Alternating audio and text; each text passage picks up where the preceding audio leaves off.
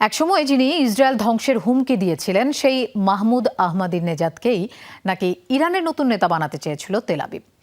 আর এই পরিকল্পনা বাস্তবায়নে ইরানের সাবেক এই প্রেসিডেন্টের সাথে নিয়মিত যোগাযোগ রাখত ইসরায়েলি গোয়েন্দা সংস্থা মোসাদ। বিশেষ প্রতিবেদনে এমনটাই জানিয়েছে নিউ ইয়র্ক টাইমস। প্রতিবেদনে বলা হয়, বুদাপেস্টে মোসাদ প্রধানের সাথে একাধিকবার বৈঠকও হয় আহমাদিনেজাদের। অ্যান্টিব্যাকটেরিয়াল ফর্মুলা বাসনকে চকচকে জীবাণুমুক্ত করে আমাদের দেয় গ্লিটার গ্যারান্টি। 2005 থেকে 2013 সাল পর্যন্ত ইরানের প্রেসিডেন্ট ছিলেন মাহমুদ আহমেদিনেজাদ। কঠোর ইসরায়েল বিরোধী অবস্থান, হলোকস্ট নিয়ে বিতর্কিত মন্তব্য এবং ইউরেনিয়াম সমৃদ্ধকরণ কর্মসূচি পুনরায় চালুর কারণে আন্তর্জাতিক অঙ্গনে ছিলেন ব্যাপক সমালোচিত। কিন্তু ক্ষমতা ছাড়ার পর বদলাতে থাকে তার অবস্থান। 3 বার প্রেসিডেন্ট নির্বাচনে অংশ নেওয়ার অনুমতি পাননি। ধীরে ধীরে দেশটির রাজনৈতিক ব্যবস্থার সমালোচক হয়ে ওঠেন। ক্ষমতাসীনদের বিরুদ্ধে দুর্নীতি এবং ব্যর্থতার অভিযোগ তুলতে শুরু করেন। এবার অভিযোগ উঠেছে ইসরায়েলি গোয়েন্দা সংস্থা মোসাদের সাথে আহমেদিনেজাদের সম্পৃক্ততার।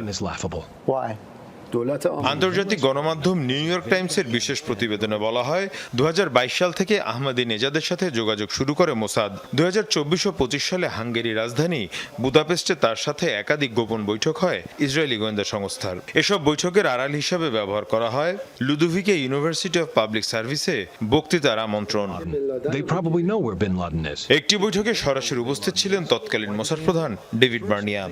গাজা যুদ্ধ নিয়ে নিরাপত্তা বৈঠক এড়িয়েও তিনি এই মিশনের তদারকি করেন। মোসাদ পরে পুরো বিষয়টি যুক্তরাষ্ট্রের সিআইএ কে অবহিত করে বলেও এই প্রতিবেদনে উল্লেখ করা হয়েছে। নিউ ইয়র্ক টাইমসের দাবি, 2026 সালের শুরুতে আহমেদিনেজাদ ইসরায়েলের অন্যতম গুরুত্বপূর্ণ সম্পদে পরিণত হন। অপারেশন পুশিন বুটস নামে কথিত একটি পরিকল্পনার আওতায় ইসলামী প্রজাতন্ত্রের পতন ঘটিয়ে তাকে নতুন নেতৃত্বে বসানোর প্রস্তুতি নেওয়া হয়।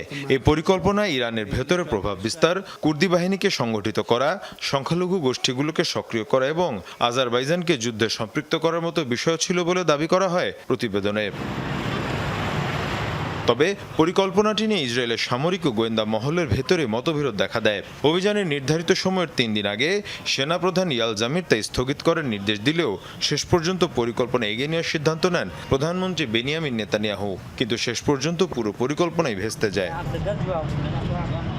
নিউ ইয়র্ক টাইমসের আরও দাবি, ইরানে ইসরায়েলি হামলার পর মোসাদ সদস্যরা আহমেদিনেজাদকে একটি নিরাপদ আশ্রয়ে নিয়ে যায়, কিন্তু পুরো অভিযানে তিনি সন্তুষ্ট ছিলেন না। পরে সে নিরাপদ আশ্রয় ছেড়ে বেরিয়ে যান তিনি। গেল সপ্তাহে আয়াতুল্লাহ আলী খামেনির রাষ্ট্রীয় শেষকৃত্যের নিরাপত্তা বেষ্টনীর মধ্যে আহমেদিনেজাদকে প্রকাশ্যে দেখা যায়। ফলে তার প্রকৃত অবস্থান নিয়ে এখনো ধোঁয়াশা রয়ে গেছে। মীর মুশফিকা হাসান, যমুনা নিউজ।